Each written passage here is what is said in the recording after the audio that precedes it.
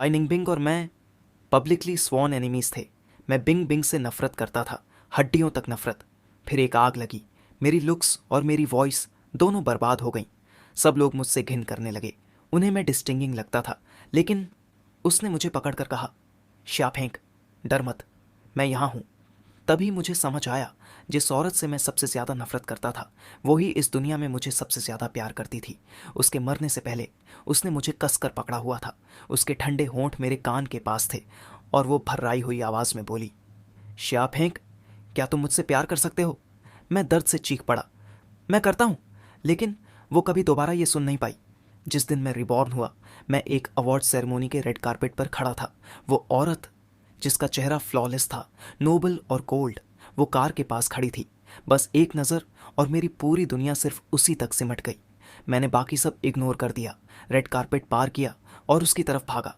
मैंने उसके होंठों पर किस किया और वो शब्द दोबारा कहे जो वो कभी सुन नहीं पाई थी, आई लव यू। पूरा वेन्यू शॉक में जम गया, लाइव स्ट्रीम देख रहे लोग भी, क्योंकि सबने पहचान लिया जिस औरत को मैं पकड़कर फोर्सफुली किस कर रहा था वो थी बा निंगबिंग, कैपिटल की बा फैमिली की एल्डेस्ट मिस।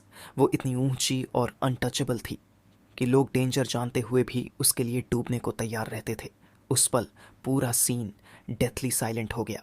बस कैमरों की फ्लैश रुक नहीं रही थी। सीन पर साइलेंस था, लेकिन लाइव स्ट्रीम के कमेंट्स पागल हो चुके थे।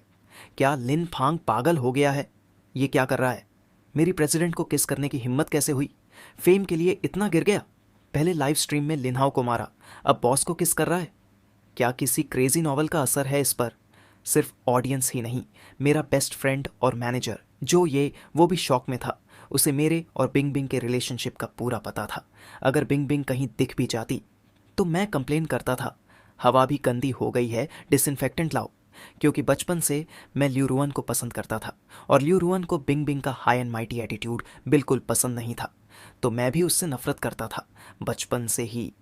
मैं बिंग बिंग से नफरत करता आया था। थोड़ी दूरी पर लिन हाओ खड़ा था।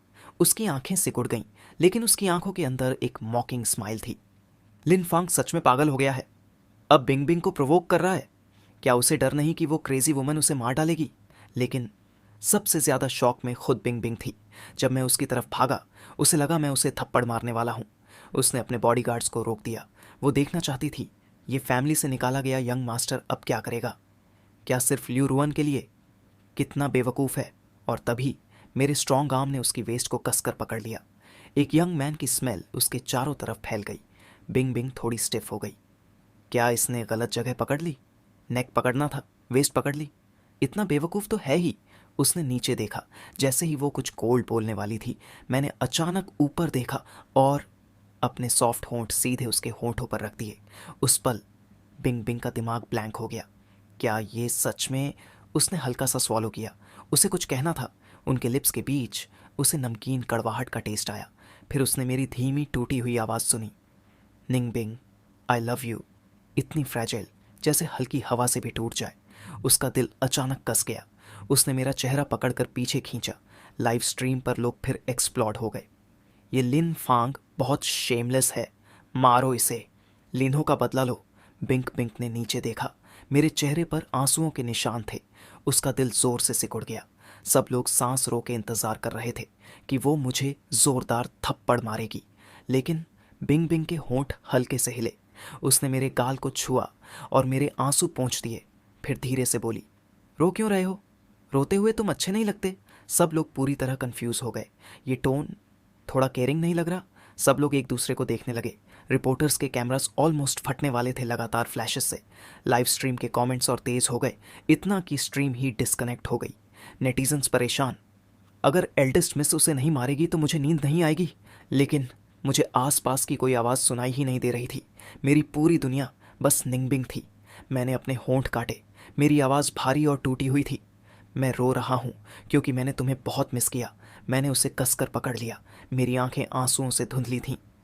निंगबिंग, मैंने तुम्हें बहुत मिस किया। सच में? बिंग बिंग पूरी तरह कंफ्यूज थी। उसने मुझे निंगबिंग कहा। क्या ये रुअन कहना चाहता था? नाम गलत बोल दिया? उसने आसपास देखा। जो लोग गॉसिप कर रहे थे सब तुरंत इधर उधर देखने लगे। कोई आसमान देखने लगा, कोई ज़मीन। उसे समझ आ गया ये बात करने की जगह नहीं है। उसने मेरा हाथ पकड़ा और चाहा कि मैं उसकी वेस्ट छोड़ दूं ताकि वो मुझे कहीं और ले जा सके, लेकिन जैसे ही उसने मूव किया मैं पैनिक हो गया। मैंने उसे और कसकर पकड़ लिया। मत जाओ, मुझे छोड़कर मत जाओ प्लीज़, मैं अब से अच्छा रहूँगा, सच में। उसका हाथ मेरे हाथ पर रुक गया। उसके चेहरे पर हेल्पलेस एक्सप्रेशन था। मैं कहीं नहीं जा रही, पहले कार में बैठते हैं, मुझे भरोसा नहीं है। मैंने उसे कसकर पकड़ा। अगर छोड़ दिया तो तुम गायब हो जाओगी। ये सब एक ड्रीम जैसा लग रहा है, इतना अच्छा ड्रीम कि मैं छोड़ना नहीं चाहता। उसकी आंखों में हल्का सा बदलाव आया। फिर उसने पूछा, तो क्या करूं ताकि तुम छोड़ो? मैंने धीरे से कहा, तो मुझे किस करो। मेरी आवाज़ सॉफ्ट थी। निंग बिंग, किस मी। मुझे यकीन हो जाए कि तुम सच में हो। अभी जब मैंने तुम्हें किस किया मुझे फील ही नहीं हुआ कि वो रियल था। तुमने मुझे बहुत जल्दी पुश कर दिया। बिंग बिंग के पतले हल्के पेल होंठ हल्के से दबे। उसका ये छोटा सा मुंह जो हमेशा मुझे चिढ़ाता था आज अचानक इतना सॉफ्ट और स्वीट हो गया था। उसने सोचा, ये कोई ट्रिक तो नहीं? पूरे इंटरनेट के सामने एविडेंस छोड़ रहा है ताकि बाद में मुझे मॉक कर सके। प्रूफ कि मैं प्यार में बेवकूफ़ बन गई। उसने आंखें हल्की सी कोट लीं, लेकिन वो कभी ऐसी ट्रिक्स से नहीं डरी। और फिर वो झुकी और सीधे मेरे होंठों पर किस कर लिया। उसने सोचा, इस राइवल का मुंह सच में स्वीट है। अगर ये हनी ट्रैप है तो नुकसान मेरा ही है। उसी समय लाइव स्ट्रीम वापस कनेक्ट हो गई। कैमरा में दिखा एक खूबसूरत औरत हल्का सा झुककर अपनी बाहों में खड़े हैंडसम लड़के को किस कर रही है। व्यूअर्स ने ठीक से देखा भी नहीं था और कमेंट्स फिर आने लगे, क्या हुआ, उसने मारा क्या? और जो लोग देख रहे थे उनका दिमाग उड़ चुका था। हाँ मारा, सीधे मुंह से मारा। ट्रेंडिंग टॉपिक्स हर जगह एक्सप्लोड हो गए। मेजर फोरम्स गॉसिप से भर गए। एल्डेस्ट मिस बी ने लिन फांग को मुंह से मारा। कुछ नेटिजन्स बोले लिन फांग ने शायद उसका वीक पॉइंट ढूंढ लिया। दूसरे बोले इसने ज़रूर कोई ब्लैक मैजिक यूज़ किया है। लेकिन किसी ने भी ये नहीं सोचा कि बिंग बिंग सच में मुझे किस करना चाहती थी, क्योंकि सबके नज़र में मैं और बिंग बिंग दो पैरेलल लाइंस थे जो कभी मिल ही नहीं सकते। एक आसमान में, एक ज़मीन पर। जब इंटरनेट पागल हो रहा था, कार के अंदर मैं बिंग बिंग के सहारे टिका हुआ था और उसे उम्मीद भरी नज़र से देख रहा था। बिंग बिंग आराम से सीट पर लीन करके बैठी थी। कई कॉल्स अटेंड करने के बाद आखिर उसने मेरी तरफ देखा। बोलो, तुम्हारी मेमोरी चली गई है या तुमने मुझे किसी और समझ लिया? नहीं, मैंने जल्दी से सिर हिलाया। मैंने सबकॉन्शियसली उसका हाथ पकड़ने की कोशिश की।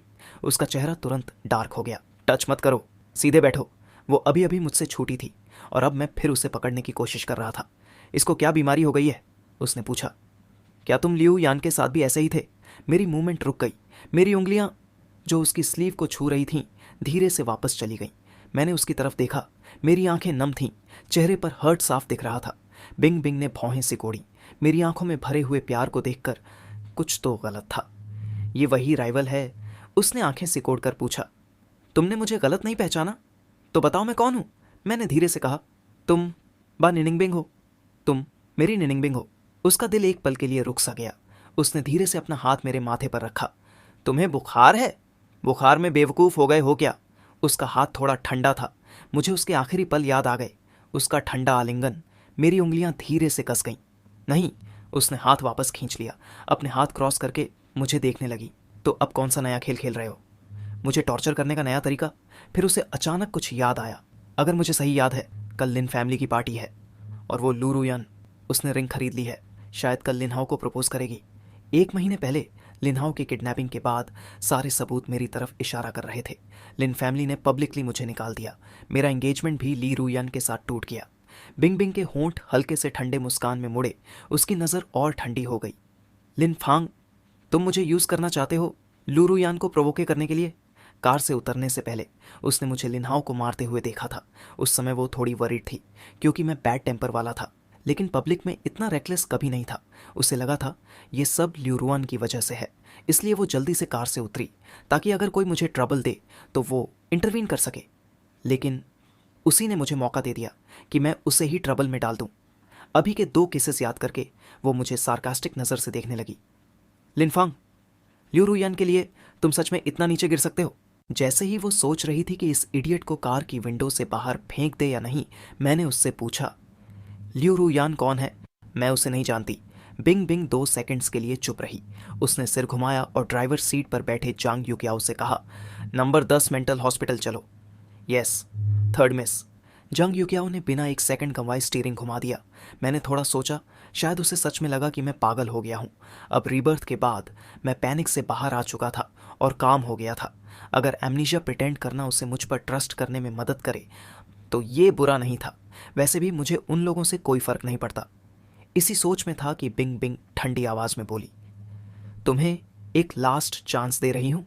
सच सच बताओ क्या करना चाहते हो, वरना नंबर 10 हॉस्पिटल में जाने के बाद बाहर निकलने का सोचो भी मत। कार के अंदर लाइट डिम थी। मैंने उसकी साफ ठंडी आंखों में देखा। अपने पिछले लाइफ में जलने से पहले मुझे हमेशा लगता था कि उसकी कोल्डनेस एक ऐसी बर्फ है जो कभी पिघलती नहीं, लेकिन बाद में समझ आया उस बर्फ के अंदर एक वोल्केनो छिपा था। मैंने धीरे से कहा, मैं कुछ नहीं करना चाहता, मैं बस तुमसे प्यार करना चाहता हूँ। वो हल्का सा मुस्कुराई, लेकिन वो स्माइल ठंडी थी। लिनफंग, क्या तुम्हें लगता है मैं इतनी स्टूपिड हूँ? उसने फिर कहा, याद है आज सुबह होटल लॉबी में क्या कहा था? मेमोरी थोड़ी दूर थी, मुझे याद करने में टाइम लगा।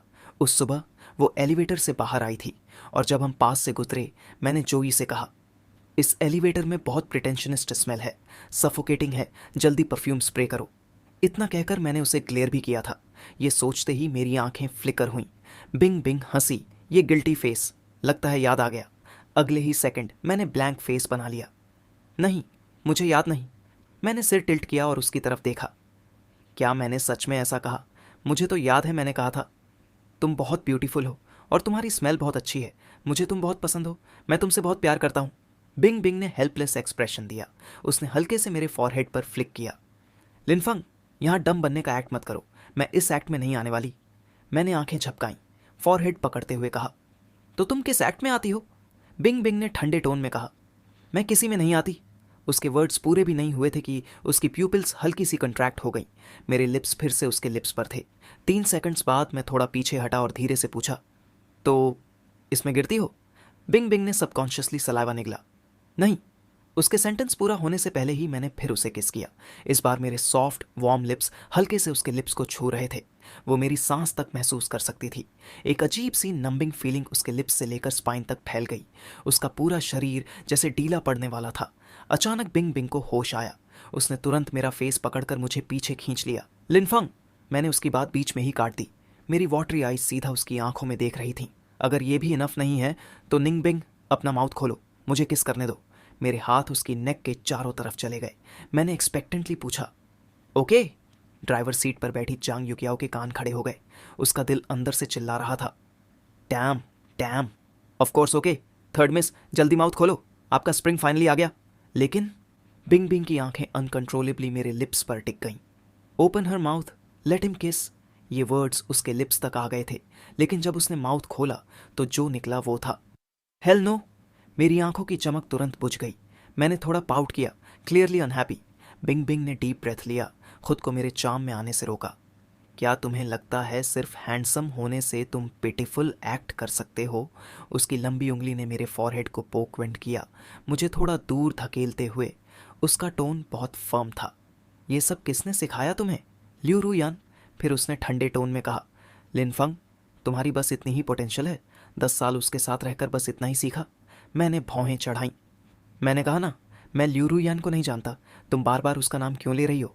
वो है कौन? मैंने आगे कहा, और जो कुछ भी मुझे आता है वो सब तुमने सिखाया है। वैसे भी ल्यू रू यान मुझे पसंद नहीं करती। बिंग बिंग की पेशेंस अब खत्म होने वाली थी। उसने भौहें सिकोड़ते हुए ठंडे टोन में कहा, कब तक ये एक्टिंग करोगे? मेरा मूड नीचे गिर गया। जो मैं कह रहा हूँ वो सब सच है। मैं सिर्फ तुमसे प्यार करता हूँ। तुम क्यों बिलीव नहीं कर रही? मेरे मन में डाउट आया, क्या इस टाइम पर वो मुझसे प्यार ही नहीं करती? बिंग बिंग ने कुछ सेकंड्स तक मुझे घूरा। उसकी आंखें हल्की सी नैरो हो गईं। तुम उसे नहीं जानते और सिर्फ मुझसे प्यार करते हो। मैंने तुरंत सिर हिलाया। हाँ, वो एक वर्ड बोली, ठीक है। फिर उसने कुछ सोचा और कहा, ऐसा नहीं है कि मैं बिलीव नहीं कर सकती, लेकिन तुम्हें प्रूव करना होगा। मैंने पूछा, कैसे प्रूव करूं? मेरे कान हल्के से गर्म हो गए। मैं उससे क्लिंग होकर बोला, निंग बिंग, क्या किस इनफ नहीं है? क्या हमें बेड पर जाना पड़ेगा? डैम। ड्राइवर सीट पर बैठी चांग युकियाओ ने स्टीयरिंग व्हील कसकर पकड़ लिया। लगभग उसका कंट्रोल छूट ही गया था। उसने मन ही मन सोचा, ये लिन फैमिली का यंग मास्टर इतना बोल्ड कब से हो गया? थर्ड मिस तो इतनी इनोसेंट है, क्या वो हैंडल कर पाएंगी? जैसा एक्सपेक्टेड था, बिंग बिंग के कानों के टिप्स मेरे से भी ज्यादा लाल हो गए। लेकिन फिर भी उसने अपने एक्सप्रेशन को काम रखा। उसने दांत भींचते हुए धीरे से मेरा नाम लिया, लिन फंग। वो क्लियरली मुझे कार से बाहर फेंकने का अर्ज दबा रही थी। उसने उंगली से मेरे फॉरहेड को पोक इन किया। अपने दिमाग से ये सारी डर्टी बातें निकालो। वो मुझे तब तक पोक करती रही जब तक मैं एक तरफ झुक नहीं गया। मैंने भौहें चढ़ाई, फॉरहेड पकड़ते हुए धीरे से कहा, ओह, मुझे तो पता ही नहीं किसे ये डर्टी चीज़ें सबसे ज़्यादा पसंद है। बिंग बिंग ने डीप ब्रेथ लिया। फिर उसने लो वॉइस में जेंग युकियाओ को ऑन ऑर्डर दिया, शिव होटल वापस चलो। शिव होटल बी फैमिली की प्रॉपर्टी थी। आज वो अवार्ड्स कॉल में इसलिए आई थी क्योंकि बी फैमिली ही ऑर्गेनाइजर थी। लेकिन सबसे इंपॉर्टेंट रीज़न ये था, उसे पता था कि मैं वहाँ रहूँगा। उसे डर था कि मुझे कोई बुली ना करे, इसलिए वो खुद मुझ पर नज़र रखना चाहती थी। लेकिन अब नो गुड डीड गोज़ अनपनिश्ड। ये इडियट मैं इतना अटेंशन डिजर्व ही नहीं करता था। मैं थोड़ा सस्पिशियस हुआ। हम वहाँ क्यों जा रहे हैं? बिंग बिंग ने कार सीट पर पीछे टिककर आंखें बंद कर लीं। उसने आर्म्स क्रॉस कर लिए और फिर से वही काम पोस्चर ले लिया, ताकि तुम प्रॉपरली प्रूव कर सको कि तुम मुझसे कितना प्यार करते हो। ये सुनते ही मेरी मेमोरी फ्लैश हुई। लास्ट टाइम शिव होटल की सेलिब्रेशन पार्टी, मुझे ड्रग किया गया था। जब मैं जागा तो मैं बिंग बिंग की आर्म्स में था। उस टाइम मैं कंप्लीटली टूट गया था और वो ड्रग वाला वाइन मुझे खुद ल्यू रु यन ने दिया था। मैंने फिर से बिंग बिंग की तरफ देखा। डिम लाइट में उसका साइड प्रोफाइल इतना ब्यूटीफुल था कि शब्द कम पड़ जाए। जब वो शांत रहती थी तो उसके आसपास एक स्टे अवे ऑरा होता था। पहले ल्यू रु यान के इन्फ्लुएंस में आकर मुझे लगता था बिंग बिंग फेक है, उसके पास जाना मुश्किल है। लेकिन अब समझ आया वो दूर नहीं थी। मैं खुद उसके पास आने से डरता था। मेरा जो हेट्रेड था वो बस मेरे माइंड का बोझ था, मेरे दिल की अनविलिंगनेस। जब हम शिव पहुंचे, अवार्ड सेरेमनी अभी भी चल रही थी, लेकिन बैंक्वेट हॉल का एटमॉस्फेयर थोड़ा अजीब हो गया था। सब लोग जानबूझकर या कैजुअली बार बार ल्यू रु यन की तरफ देख रहे थे, क्योंकि सब जानते थे बचपन से मैं उसका लिटिल फॉलोअर था। मैंने उसे 10 साल तक चेस किया था और जिसे ल्यू रु यन सबसे ज़्यादा हेट करती थी वो थी बिंग बिंग। पूरे कैपिटल में सिर्फ बिंग बिंग ही थी जो ल्यू रु यान से ज़्यादा शाइन कर सकती थी। इसी वजह से ल्यू रु यान के लिए मैंने भी बचपन से बिंग बिंग को एनिमी की तरह ट्रीट किया। लेकिन आज पूरे देश के सामने रेड कारपेट पर मैंने बिंग बिंग को किस किया और फिर उसके साथ कार में चला गया। हालांकि मेरी और ल्यू रु यान की एंगेजमेंट ऑलरेडी टूट चुकी थी और वो मुझे कभी पसंद भी नहीं करती थी। फिर भी ये सिचुएशन ऑकवर्ड तो थी ही, इसीलिए बाकी यंग मास्टर्स और यंग लेडीज़ कुछ बोलने की हिम्मत नहीं कर रहे थे। सबको डर था कहीं ल्यू रु यान नाराज़ ना हो जाए। और सच में ल्यू रु यान ऑलरेडी अनॉयड थी। वो सिंगल सोफा पर बैठी थी, इरिटेटेड होकर फ़ोन स्क्रॉल कर रही थी। मेरा और बिंग बिंग का किस वाला वीडियो ट्रेंडिंग पर था। वो उसे बार बार देख रही थी। जितना ज़्यादा देखती उतना ही ज़्यादा मुझे मारने का मन करता। कुछ देर बाद उसने गुस्से में फ़ोन कॉफ़ी टेबल पर फेंक दिया। फिर उसने किसी को ऑर्डर दिया, ये ट्रेंडिंग टॉपिक्स हटाओ। उसकी बेस्ट फ्रेंड जांग यिंगवान ने हैरानी से पूछा, ट्रेंडिंग हटाओ? क्यों? तुम उसे लोगों से गाली खाते हुए नहीं देख सकती? ल्यू रु यान ने भौहें चढ़ाईं। मुझे क्या फ़ायदा उसे गाली खाते देखकर? जेंग यिंगवान ने टंग क्लिक की। तुम्हें फ़ायदा ना हो, लेकिन लिनहाओ को तो है। जितना उसका रेप्यूटेशन ख़राब होगा उतना आवा का अच्छा होगा। फिर उसने सीधा पूछा, तुम पहले से लिनहाओ को पसंद करती हो, फिर अभी भी उसकी चिंता क्यों? ये सुनते ही ल्यू रु यान की भौहें और सिकुड़ गईं। उसने इरिटेट होकर किक मारी। Are you crazy? मैंने कब कहा कि मुझे लिनहाओ पसंद है? जांग यिंगवान स्टंट रह गई। नो वे, तो फिर तुम्हें लिनफंग पसंद है? ल्यू रु यान ने कुछ नहीं कहा, लेकिन उसकी साइलेंस ही आंसर थी। जांग यिंगवान अंदर ही अंदर शॉक हो गई। सिस्टर यान, तुम इतने साल लिनहाओ के साथ क्लोज एक रही और लिनफंग को कभी अच्छा फेस भी नहीं दिया। सब लोग तो लिनहाओ को फ्यूचर ब्रदर इन लॉ मानते हैं, और अब तुम कह रही हो कि तुम्हें लिनफंग पसंद है। वो खुद को रोक नहीं पाई। ये कैसा क्रेजी बिहेवियर है? ल्यू रु यन ने उसे ठंडी नज़र से देखा। तुम समझती क्या हो? उसने आगे कहा, लिनफंग का टेम्पर बहुत ख़राब है। मैं ये सब सिर्फ उसे सिखाने के लिए कर रही हूँ, ताकि वो समझे कि सिर्फ लिन फैमिली का यंग मास्टर होने से वो मेरे सामने एटीट्यूड नहीं दिखा सकता। उसे अपनी प्लेस समझनी होगी और सीखना होगा मुझे कैसे प्लीज़ करना है। उसकी आवाज़ और ठंडी हो गई। मैं जितनी कोल्ड रहूँगी वो उतना ही पपी की तरह मेरे पीछे आएगा। और अब जब लिन फैमिली ने उसे निकाल दिया है, उसके पास कोई रास्ता नहीं बचेगा। आखिर में उसे मेरे पास ही आना पड़ेगा। उस टाइम वो मेरे सामने ट्रबल क्रिएट करने की हिम्मत नहीं करेगा, बस ओबीडियंट रहेगा। अगर मैं उसे ईस्ट जाने को कहूँगी तो वो वेस्ट जाने की हिम्मत भी नहीं करेगा। उसने कैजुअली कहा, मैं बस उसे लेसन सिखा रही हूँ। ये सब सुनकर जांग यिंगवान की आंखें लगभग बाहर आ गईं। तो इतने साल तुम लिन्हो के साथ अच्छी इसलिए थी ताकि लिनफंग को कंट्रोल कर सको। वो शॉक में थी। डैम, क्या डेंजरस वुमन हो तुम, उसने हल्के से निगलते हुए पूछा। तो कल तुम्हारी लिन्हो के साथ एंगेजमेंट है ना? लियो रूयान ने कैजुअली वाइन का साइप लिया। मेरा हस्बैंड सिर्फ लिनफंग होगा। जांग यिंगवान कुछ देर के लिए बिल्कुल स्पीचलेस हो गई, फिर बोली, लेकिन अभी तो वो तुम्हारे पास वापस आने वाला नहीं लग रहा। वो तो बिंग बिंग के पास चला गया है। कहीं ऐसा ना हो तुम चिकन चुराने जाओ और राइस भी खो दो और किसी और के लिए हस्बैंड ट्रेन कर दो। लियो रूयान की आंखें हल्की सी नैरो हो गईं। उसने ठंडी हंसी छोड़ी। इसीलिए तो कह रही हूँ, उसे अभी तक ठीक से ट्रेन नहीं किया गया। वो अभी भी ओबीडियंट नहीं है। उसकी आवाज़ और ठंडी हो गई। शायद उसने सुन लिया है कि मैं कल लिन्हाओ से एंगेजमेंट करने वाली हूँ। हमने लिन्हाओ को अच्छी तरह पीटा और फिर बैन एंड बिंग को ढूंढने निकल गए। उसे क्या लगता है वो मुझे ऐसे प्रोवोकेट कर सकता है?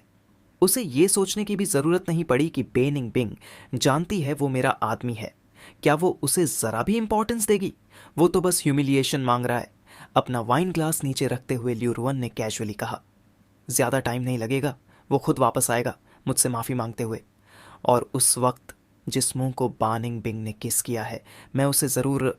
उसकी बात अभी पूरी भी नहीं हुई थी कि अचानक बैंक्वेट हॉल का भारी दरवाज़ा धीरे से खुला। सबकी नज़र उधर गई। बिंग बिंग अंदर आई और उसके साथ एक लड़का भी था। जैसे ही सबने उसे देखा, पूरा हॉल कुछ सेकंड्स के लिए शांत हो गया। लियो रूयान अचानक सीधी बैठ गई और घूरकर मेरी तरफ देखने लगी। उसी वक्त बिंग बिंग के होंठों पर हल्की सी स्माइल आई। उसने मेरे हाथ को पकड़ा, गर्म सॉफ्ट ग्रिप, और मुझे सीधे ले जाकर एक खाली सोफा पर बैठा दिया। और कोइंसिडेंस देखो, हम ठीक सामने बैठे थे, लियो रूयान और उसके ग्रुप के। पूरे हॉल में फिर से साइलेंस छा गया। लियो रूयान ने दांत भींचकर ठंडी आवाज़ में कहा, लिनफंग इधर आओ। बिंग बिंग पीछे आराम से लीन होकर बैठ गई। उसकी पतली लिप्स हल्का सा कर्व हुई। वो मेरी तरफ झुककर बोली, तुम जाना चाहते हो? लेकिन बोलते बोलते उसने मेरा हाथ अपने लैप पर ही रखा हुआ था और बिना सोचे मेरी उंगलियां हल्के से दबा रही थी। मैं थोड़ा क्यूरियस हुआ। नीचे देखा, वो सच में मेरा हाथ दबा रही थी। मैंने सिर हिलाया और धीरे से कहा, वो कौन है? मैं नहीं जा रहा। मेरी ये बात सबने सुनी, लियो रूयान ने भी। उसका चेहरा कोयले जैसा काला हो गया।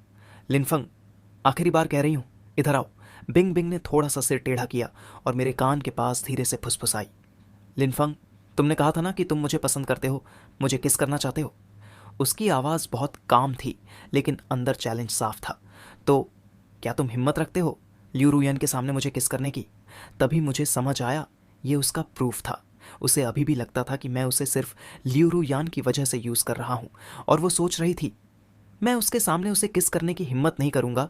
लेकिन वो गलत थी। ऐसा कुछ नहीं है जो मैं करने से डरूं। बिंग बिंग ने नीचे झुककर मेरी तरफ देखा और अचानक उसके दिल में एक अजीब सा अनईजी फीलिंग आया। और अगले ही सेकंड मैंने बिना एक सेकंड रुके उसकी ठुट्टी पकड़कर सीधे उसके होंठों पर किस कर दिया। हॉल में अचानक गास्प की आवाज़ गूंज गई। जो हॉल पहले ही शांत था, अब और भी ज़्यादा साइलेंट हो गया। उस पल बिंग बिंग का दिमाग कंप्लीटली ब्लैंक हो गया। आज ये कितनी बार हो चुका था? उसने सच में कर दिया। क्या उसे डर नहीं लगता कि इससे लियू रूयान पूरी तरह एक्सप्लोड हो जाएगी? बिंग बिंग के थॉट्स पूरी तरह मैस हो गए थे। और उसी बीच मैंने उसका गला पकड़कर उसे अपनी तरफ खींचा और धीरे धीरे उसके होंठों को रब करने लगा। फिर हल्के से बाइट किया। बिंग बिंग, माउथ ओपन करो। बिंग बिंग अचानक रियलिटी में वापस आई। उसके होंठ हल्के से कांपे। एक पल के लिए उसे सच में लगा कि वो माउथ ओपन कर देगी, लेकिन तभी पास से एक कोल्ड स्नेयर सुनाई दी। मिस लियू, आप क्या करने की कोशिश कर रही हैं? बिंग बिंग ने साइड ग्लांस किया। लियू रूयान खड़ी हो चुकी थी और हमारी तरफ आने वाली थी, लेकिन बीच में ली मिंगाओ खड़ी थी, उसका रास्ता रोकते हुए। ली मिंगाओ भी आगे बढ़ी और उसके सामने आकर खड़ी हो गई। मिस लियू, क्या कर रही हो तुम? उसके टोन में साफ वार्निंग थी। तुम मजाक कर रही हो? मेरी थर्ड सिस्टर का मोमेंट है, क्या मैं तुम्हें इसे खराब करने दूंगी? लियू रूयान का चेहरा गुस्से से भर गया। उसके हाथ कसकर बंद हो गए। हटो, लाई मिंगाओ ने ठंडी आवाज में कहा। तुम कहो और मैं हट जाऊं? क्या मेरी कोई रिस्पेक्ट नहीं है? लियू रियू यान ने दांत भींचे। मैं फिर से कह रही हूं, हटो। ली मिंगाओ ने शोल्डर उचकाए, हल्की सी स्मर्क के साथ। नहीं हटूंगी। क्या कर लोगी? लियू रु यान की आंखें और डार्क हो गईं। उसने अपना फिस्ट उठाया सीधे पंच मारने के लिए, लेकिन लाई मिंगाओ ने साइड में झुककर उसका हाथ पकड़ लिया और जोर से नीचे मोड़ दिया। आह! लियू रियोयान दर्द से चिल्ला उठी और उसी मोमेंट पूरी सिचुएशन कंट्रोल से बाहर जाने लगी। उसके दोस्त तुरंत आगे बढ़े और दूसरी तरफ से भी लोग आ गए। करीब 10 से 12 लोग, सब कैपिटल के एलीट सर्कल के थे। शोर बढ़ गया। लड़ना है क्या? आ जाओ। पुश, शाउट, केओस, सब कुछ आउट ऑफ कंट्रोल होने वाला था। तभी बिंग बिंग की ठंडी आवाज़ गूंजी। बस जैसे ही सबकी नज़र बिंग बिंग पर गई, उसने धीरे लेकिन ठंडी आवाज़ में कहा, लड़ना है तो बाहर जाओ, यहाँ नहीं। उसकी बात सुनते ही सबका गुस्सा थोड़ा ठंडा पड़ गया। आखिर ये जगह उसकी टेरिटरी थी। अगर यहाँ फाइट हो जाती, कॉन्सिक्वेंसेस बहुत सीरियस हो सकते थे। कुछ लोग लियू रू यान की तरफ देखने लगे, ये जानने के लिए कि अब वो क्या करेगी। लियू रू यान का चेहरा दर्द से सफ़ेद पड़ गया था। वो अपना रिस्ट पकड़कर खड़ी थी, लेकिन उसकी नज़रें सीधे मुझ पर टिकी हुई थीं। तभी उसके पास खड़ी जियांग यिंगवान ने आंखें घुमाई और जल्दी से बोली, लिनफंग, तुम्हें दिख नहीं रहा? सिस्टर यान का हाथ टूट गया है। अब भी खड़े हो? जल्दी उन्हें हॉस्पिटल ले जाओ। अब सबकी नज़र फिर से मुझ पर आ गई, बिंग बिंग की भी।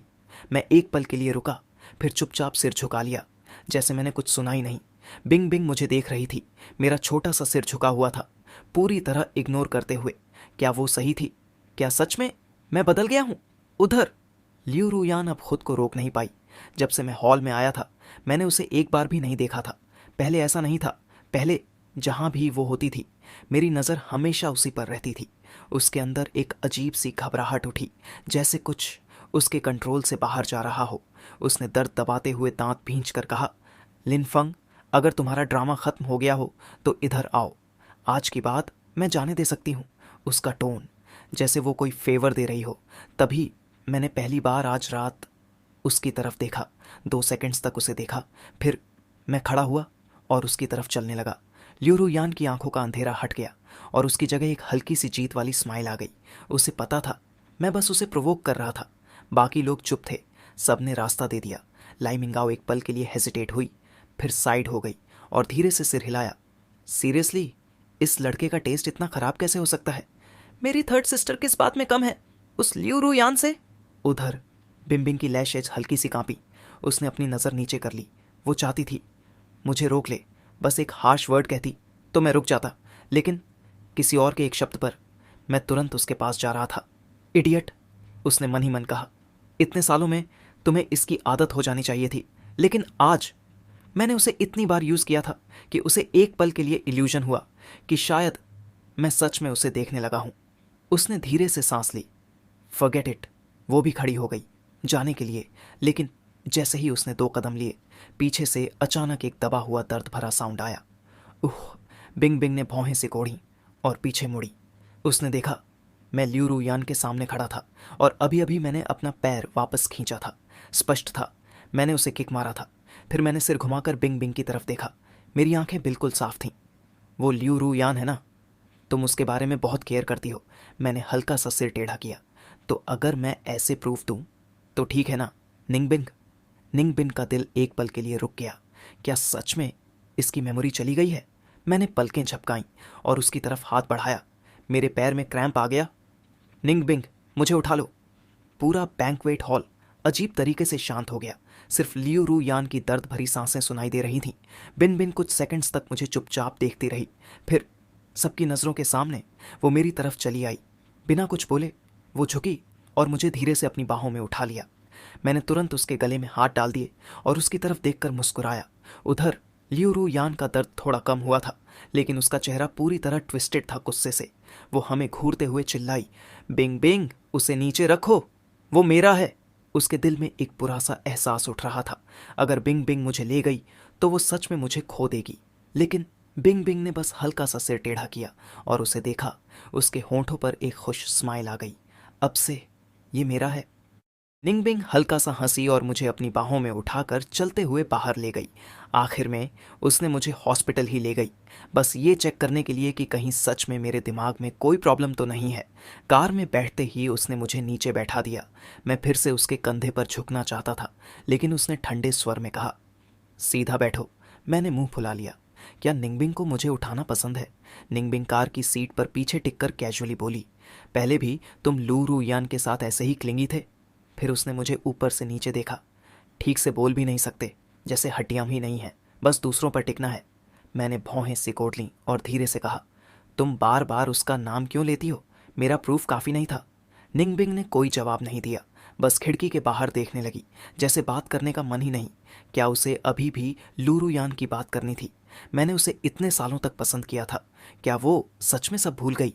हॉस्पिटल पहुंचने के बाद निंगबिंग ने मेरा पूरा चेकअप करवाया।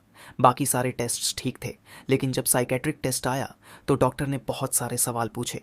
डॉक्टर जो भी पूछता मैं बस यही कहता, मुझे नहीं पता। लेकिन जैसे ही उसने निंगबिंग के बारे में पूछा, मेरी आंखें चमक उठीं। कुछ देर बाद डॉक्टर का एक्सप्रेशन थोड़ा कॉम्प्लिकेटेड हो गया। आखिर में उसने डायग्नोसिस पेपर पर 3 शब्द लिखे और हल्की सी अजीब मुस्कान के साथ वो पेपर निंगबिंग को दे दिया। चिंता मत करो, मेंटली नॉर्मल है, कोई बड़ी समस्या नहीं है, बस एक छोटा सा इश्यू है। मैं डॉक्टर के पीछे पीछे चल रहा था, तभी समझ आया डॉक्टर और निंगबिंग एक दूसरे को पहले से जानते हैं।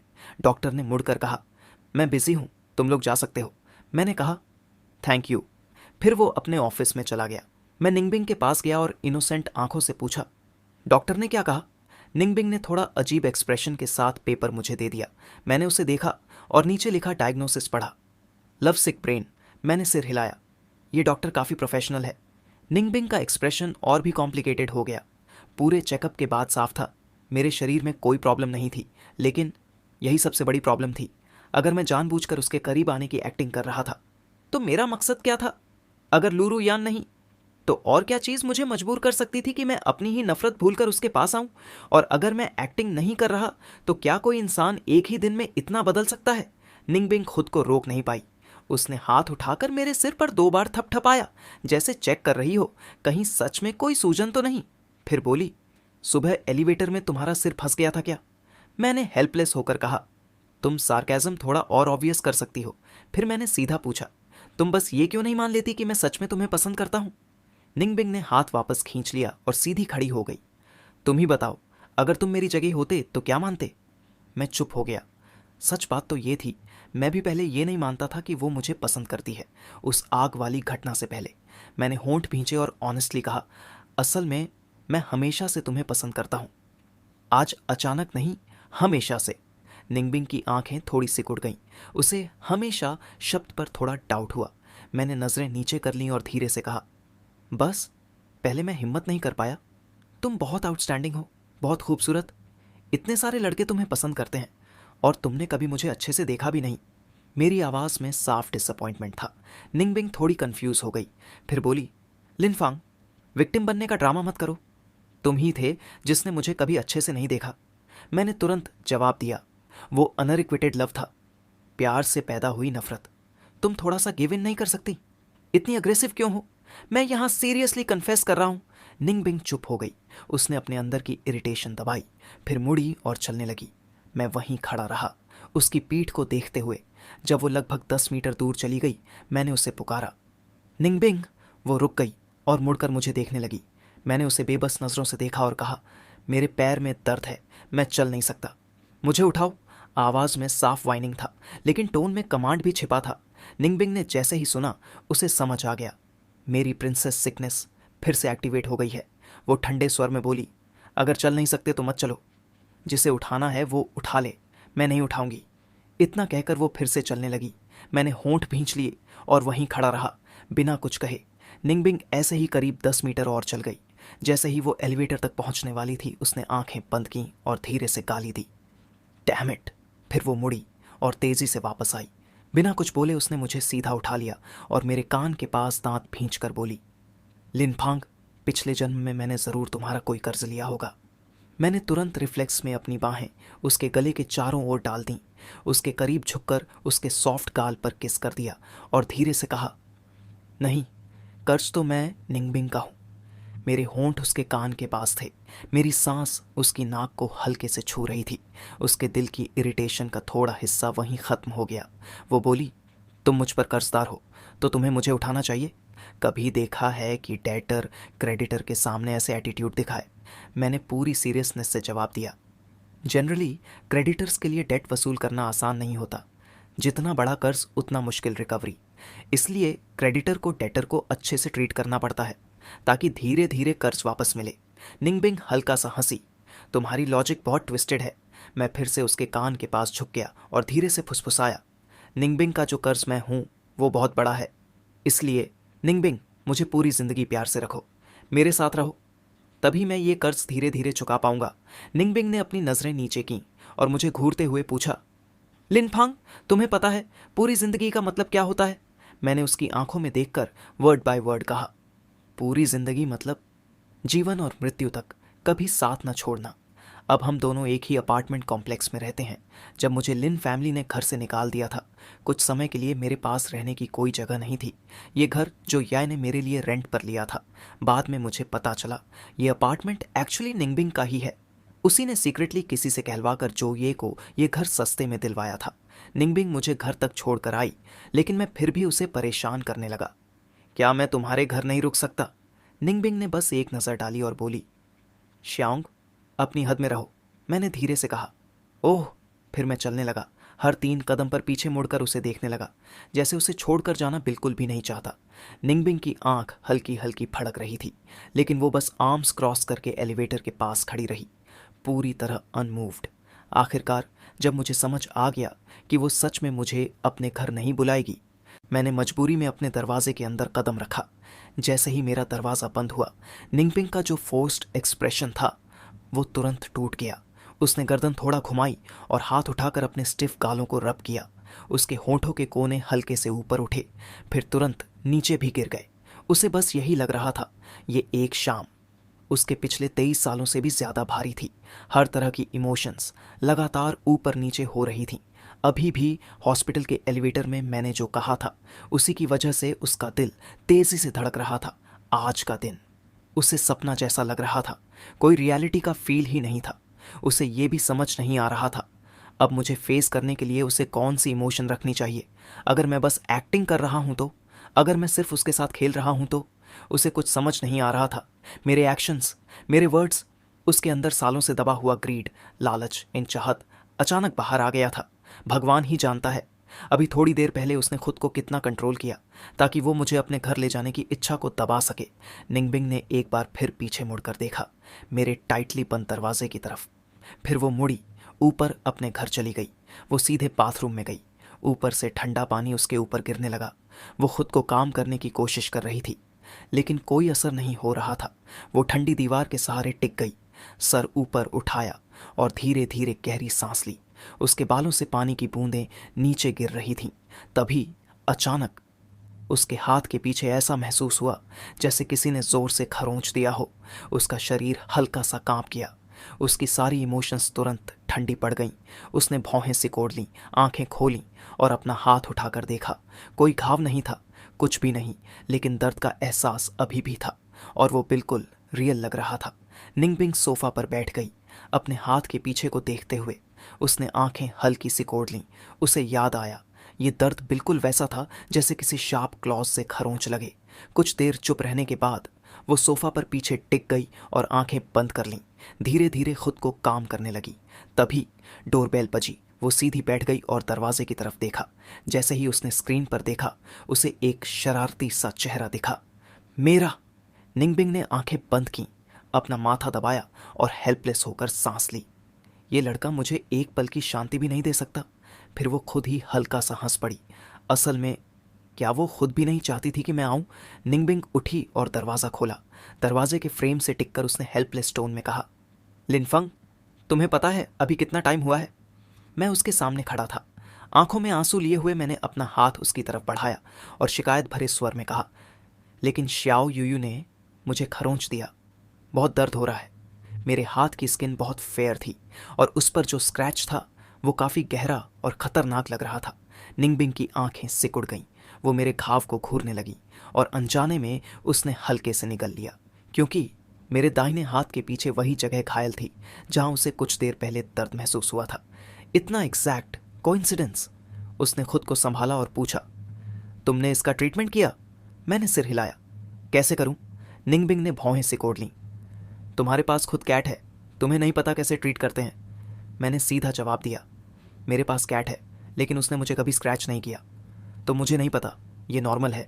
निंगबिंग ने अंदर ही अंदर सोचा, इसके पास हमेशा बहाने रहते हैं। अब वो मुझसे आर्ग्यू करने के मूड में नहीं थी। उसने सीधा मेरी कलाई पकड़ी और मुझे अंदर खींच लिया। मेरी आंखों में हल्की सी स्माइल चमकी। तभी निंगबिंग अचानक मुड़ी। मैंने तुरंत एक्सप्रेशन बदल लिया और फिर से बेबस बन गया। क्या हुआ? वो अंदर ही अंदर हंसी। एक्टिंग तो कमाल की है। वो मुझे किचन में ले गई, नल खोला और साफ पानी से मेरा घाव धोने लगी। मैं हल्का सा सिहर गया। पानी लगते ही घाव में जलन होने लगी। निंगबिंग ने मेरा हाथ पकड़े रखा, लेकिन उसी पल उसका दिमाग थोड़ा हिल गया, क्योंकि उसे फिर से अपने हाथ के पीछे हल्का दर्द महसूस हुआ। उसने मेरी वूंड को घूरा, धीरे धीरे सांस ली और उस अजीब फीलिंग को दबाने की कोशिश की। ये घाव काफ़ी डीप है, उसने कहा। मैं किसी को बुलवाती हूँ, तुम्हें रेबीज वैक्सीन लगवानी पड़ेगी। कोई ऑब्जेक्शन नहीं था, इसलिए इस वक्त हम दोनों बहुत पास खड़े थे। मैंने धीरे से ऊपर देखा, उसकी चीक बोन दिखाई दी। उसके आसपास हल्की सी फ्रेग्रेंस फैल रही थी। मेरी नज़र फिर नीचे गई। उसका बाथरोब थोड़ा खुला हुआ था। उसकी फेयर स्किन अभी भी थोड़ी मॉइस्ट लग रही थी, जैसे अभी अभी शावर लेकर आई हो। मैंने अपने थोड़े ड्राई होंठों को दबाया। मैंने उसे पहले भी बाथरोब में देखा था। क्या उसने इतनी जल्दी शावर फिनिश कर लिया, या फिर वो सच में मेरे लिए वेट नहीं करना चाहती थी? मेरी नज़र थोड़ी ज़्यादा इंटेंस हो गई थी। उस औरत के अंदर दबे हुए इमोशंस फिर से हिलने लगे। उसने मेरा रिस्ट छोड़ दिया और बोली, खुद जाकर वॉश कर लो। उसने कैजुअली अपना बाथरोब ठीक कर लिया। कुछ सेकंड चुप रहने के बाद उसने क्यूरियोसिटी से पूछा, तुम्हारी कैट ने तुम्हें क्यों स्क्रैच किया? लॉजिक से तो 5 साल से पाली हुई कैट ऐसा नहीं करती। मैंने हल्का सा झूठ बनाया, मुझे नहीं पता, शायद मेरे घर में कुछ अनक्लीन है। शायद उसने कुछ डर्टी चीज़ देख ली और पागल हो गई। मैंने थोड़ा डर दिखाते हुए कहा, मैं अभी वापस जाने की हिम्मत नहीं कर रहा। वो अभी बहुत फियर्स है, मुझे देखते ही क्रेजी हो जाती है। वो चुपचाप मेरी बातें सुनती रही और बस हल्का सा सिर हिलाया। फिर उसने पूछा, तो? मैंने उसकी आंखों में देखकर सीरियस टोन में कहा, क्या मैं आज रात यहाँ रुक सकता हूँ? उसने हल्की आवाज़ में कहा, इतनी सारी बातें बस ये एक लाइन बोलने के लिए? मेरा चेहरा थोड़ा सिकुड़ गया। ये झूठ नहीं है, सच है। फिर मैंने जिद की, अगर ट्रस्ट नहीं है तो मेरे साथ नीचे चलकर देख लो। वो कुछ सेकंड तक मुझे देखती रही, जैसे कुछ सोच रही हो। फिर उसने धीरे से कहा, ठीक है। इतना कहकर वो लिविंग रूम की तरफ चली गई। पहले वॉश हो गया होगा, मैं डिसइंफेक्ट कर देती हूँ। वो फर्स्ट एड किट लेकर आई। कॉटन स्वैब को आयोडीन में डिप करके उसने मेरे वूंड पर लगाया। आयोडीन यूजुअली ज़्यादा इरिटेट नहीं करता, लेकिन जैसे ही उसने लगाया, हल्की सी जलन हुई। उसका हाथ थोड़ा कस गया, जैसे वो मेरी पेन को फील कर रही हो। उसने ऊपर देखकर पूछा, दर्द हो रहा है? इस बार मैंने कुछ शो नहीं किया, बस हल्का सा सिर हिलाया। हाँ। फिर तुरंत ऐड किया, बस थोड़ा सा, ज़्यादा नहीं। उसे पता था ये थोड़ा सा नहीं था। उसका हाथ हल्का सा कांपा और उसने कॉटन स्वॉब फेंक दिया। चलो तुम्हारे घर चलते हैं, देख लेते हैं। मैं नीचे ही रहता हूँ, मैंने धीरे से कहा। जैसे ही डोर खुला, मैं तुरंत उसके पीछे छिप गया। वो मुड़ी और हेल्पलेस एक्सप्रेशन से मुझे देखा। ये तुम्हारा घर है, तुम ही क्यों छिप रहे हो? मैंने उसके लाउंज वेयर को कसकर पकड़ लिया। वो सच में बहुत फियर्स है, मुझे थोड़ा डर लग रहा है। पिछली बार आग में चुन्मू बच नहीं पाया था। मैं उसके पास बैठा था, काफ़ी देर तक ब्लैंक होकर उसे देखता रहा। जब मुझे समझ आया कि मैं रिबॉर्न हो चुका हूँ, तभी वो अचानक जाग गया। हमेशा की तरह पहले उसने अपना सिर मेरी हथेली से रगड़ा, लेकिन जैसे ही उसने अपना सिर झुकाकर मेरी थाई से रब किया, उसकी आंखें अचानक फैल गईं। उसने एक तेज चीख मारी और फिर पागल हो गया। क्या चुन्मू ने कुछ पहचान लिया था? वो अंदर आई और सीधा लिविंग रूम में देखा। वहाँ मेरी गोल्डन कैट थी, गोल मटोल, बिल्कुल बॉल जैसी। मैंने उसे इतना खिलाया था कि वो पूरी राउंड हो गई थी और अभी वो फैट बॉल फ्लोर पर गोल गोल घूम रही थी। पता नहीं क्या कर रही थी। वो सिर थोड़ा टेढ़ा करके मेरी तरफ देखती है। ये है तुम्हारा बहुत फियर्स। ये तो ज़्यादा सिली लग रही है। तभी कैट ने हमारी तरफ देखा, जो अभी तक मज़े से खेल रही थी। मुझे देखते ही उसका फर खड़ा हो गया। उसने एक अजीब तेज़ आवाज़ निकाली और सीधा मेरी तरफ झपटने लगी। मैं सच में डर गया। सीधा उछलकर उसके पीछे चढ़ गया, बिना उसे रिएक्ट करने का टाइम दिए। मेरे दोनों हाथ उसके नेक के आसपास कसकर लिपट गए और पैर उसकी वेस्ट के चारों तरफ। उसने रिफ्लेक्स में पीछे हाथ ले जाकर मुझे पकड़ लिया। मैं उसके कान के पास झुककर ऑलमोस्ट रोते हुए बोला, देखा, मैंने कहा था ना, ये बहुत फियर्स है। कैट ऑलरेडी जंप कर चुकी थी। वो मुझे पीठ पर लिए साइड में झुकी और अटैक अवॉइड किया। कैट फिर से जंप करने ही वाली थी, तभी उसने भौहें चढ़ाकर लो वॉइस में कहा, चुन्मू बस करो, ये क्या ओवर एक्टिंग है? मैंने जल्दी से कहा, ये कैट है, तुम्हारी बात कैसे समझेगी? चलो जल्दी चलते हैं, कल मैं इसे वेट के पास भिजवा दूंगा। लेकिन तभी चुन्मू की नज़र उस पर पड़ी। उसकी आंखों में एक पल के लिए कन्फ्यूजन आया, फिर उसका पूरा बिहेवियर बदल गया। अभी जो कैट मुझ पर झपट रही थी, अब वो उसके पास जाकर उसके लेग से रब करने लगी। धीरे धीरे म्यों करते हुए क्यूट एक्ट करने लगी। वो हल्का सा हंसी और मुझे देखकर बोली, ये तो तुमसे ज़्यादा ओबीडियंट है। मैंने इरिटेट होकर कहा, इतनी मेहनत से पाला और ओनर को ही नहीं पहचान रही। उसने साई किया। ठीक है, पहले नीचे उतर जाओ। मैंने उसका नेक और कसकर पकड़ लिया। अगर मैं नीचे उतरा और ये फिर से अटैक कर दिया तो? वो मेरी तरफ देखकर सॉफ्टली बोली, नहीं करेगी, ट्रस्ट मी। मैंने उसकी आंखों में कुछ सेकंड देखा, फिर अनविलिंग टोन में बोला, ठीक है। जैसे ही मैंने ठीक है कहा, अचानक मैं थोड़ा आगे झुका और उसके गाल पर जोर से एक किस कर दिया, एकदम साफ आवाज के साथ। मैं ग्रिन करते हुए तुरंत उसकी पीठ से कूद गया। वो एक पल के लिए चुप रह गई। आज पूरे दिन मैं उसे बार बार किस कर चुका था। उसके अंदर जो फीलिंग थी वो पहले ही एक्यूमुलेट हो चुकी थी, लेकिन मैं बिल्कुल अनअवेयर था। फिर भी उसे टीज कर रहा था। वो झुकी और चुन्मू को उठा लिया जो उसके पैर से रब कर रही थी। वो सोफा पर बैठ गई। चुन्मू उसकी गोद में बिल्कुल ओबीडियंट होकर लेट गई, शांत, जैसे कोई प्रॉब्लम ही ना हो। वो उसे सॉफ्टली स्ट्रोक करने लगी, चेक कर रही थी।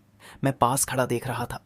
जब देखा कि अब चुन्मू शांत है तो मैं धीरे धीरे उसके पास जाने लगा, लेकिन सिर्फ 3 कदम ही चला था कि चुन्मू ने अचानक सिर उठाया और मेरी तरफ दांत दिखाने लगी।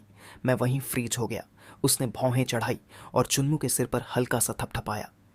किस पर फियर्स हो रही हो?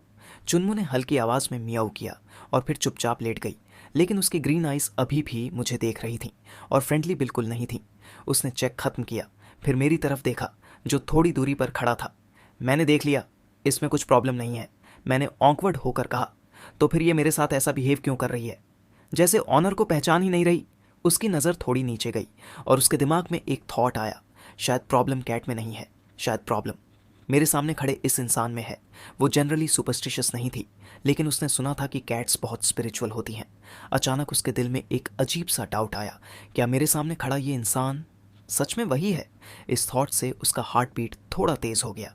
उसने हल्का सा आंखें नैरो की, फिर चुन्मू को अपनी गोद से नीचे रखा, अपने पैर से उसे हल्का सा पुश किया, जाओ कहीं और खेलो। लेकिन चुन्मू गई नहीं।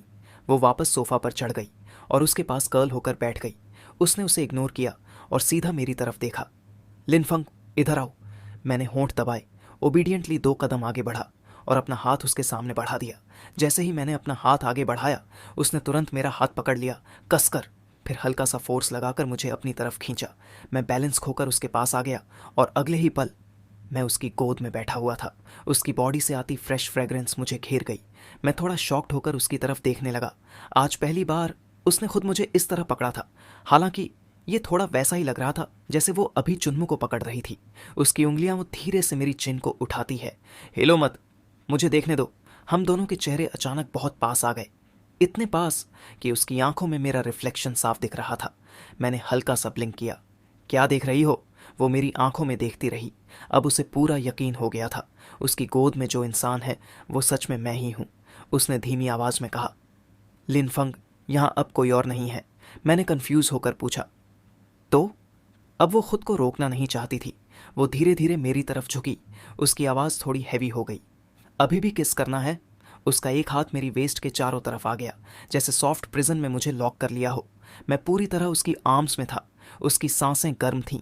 उसके होंठ मेरे इतने पास आ गए कि बस टच होने ही वाले थे। वो हल्का सा इलेक्ट्रिक फीलिंग। मेरी सांस अटक गई। मैं उसकी आंखों में देख सकता था, वहाँ एक साफ ग्रीड थी। ये नज़र मेरे लिए नई नहीं थी। मेरी पिछली जिंदगी में जब भी हम करीब आते थे वो मुझे इसी तरह देखती थी, जैसे एक हंटर और मैं उसका प्रे। लेकिन उस समय मैं हमेशा भाग जाता था। उस रात के बाद उसने कहा था कि वो मुझसे शादी करेगी और मैंने उसे सीधा कहा था, दूर हो जाओ। वो चली गई मुझे स्पेस देने के लिए। लेकिन फिर अचानक एक वीडियो लीक हो गया जिसमें मैं और वो साथ में एक रूम में एंटर कर रहे थे। उस वीडियो के लीक होते ही सब लोग हमारे रिलेशनशिप के बारे में स्पेक्यूलेट करने लगे और तभी एक और खबर सामने आई कि बिंग बिंग की इंगेजमेंट होने वाली है कैपिटल के एक बड़े फैमिली के सेकंड यंग मास्टर के साथ। कहा गया कि ये अलायंस पहले से तय था। न्यू ईयर से पहले ही उस सेकंड यंग मास्टर यशवंतिंग ने भी वेबो पर एक वेग पोस्ट डाली। घटिया लोगों को वही मिलता है जो डिजर्व करते हैं। नाम नहीं लिया, लेकिन सब समझ गए कि ये मेरे लिए था। एक पल में मैं विलेन बन गया। लोगों की नज़र में मैं वो बड़ा भाई था जिसने अपने ही छोटे भाई को बुली किया, घर से निकाला गया, और अब किसी और की फियंसे को सिड्यूस करने वाला थर्ड पार्टी। हॉट सर्चेस जल्दी डिलीट हो गए। उसने भी अपनी पोस्ट डिलीट कर दी और अपॉलॉजी भी दी, लेकिन डैमेज हो चुका था। बिंग बिंग ने खुद वेबो पर पोस्ट किया कि वो मुझे परस्यू कर रही है, लेकिन तब तक लोगों के अंदर ह्यूमैनिटी नाम की चीज़ नहीं बची थी। ऑनलाइन गालियाँ, इंसल्ट्स कभी रुकी ही नहीं। यहाँ तक कि लीन फैमिली ने भी मुझे कॉल किया, मुझे डांटा और बस यही कहा कि मैंने उन्हें शर्मिंदा कर दिया, जैसे वो चाहते हों कि मैं कभी उनका हिस्सा था ही नहीं। और लियू यान, उसका तो पूछो ही मत। जब उसे पता चला कि मेरा और बिंग बिंग का कनेक्शन है, उसने मुझे ऐसे देखा जैसे मैं कोई गंदी चीज़ हूँ। हर बार मुंह खोलती बस एक ही वर्ड, घटिया इंसान। उस वक्त मैं सच में टूट चुका था। इतना दर्द था लेकिन कहीं निकल नहीं पा रहा था। और फिर वो सारा गुस्सा मैंने सिर्फ एक इंसान पर निकाला, बिंग बिंग। मैं उससे नफरत करने लगा था, हद से ज़्यादा।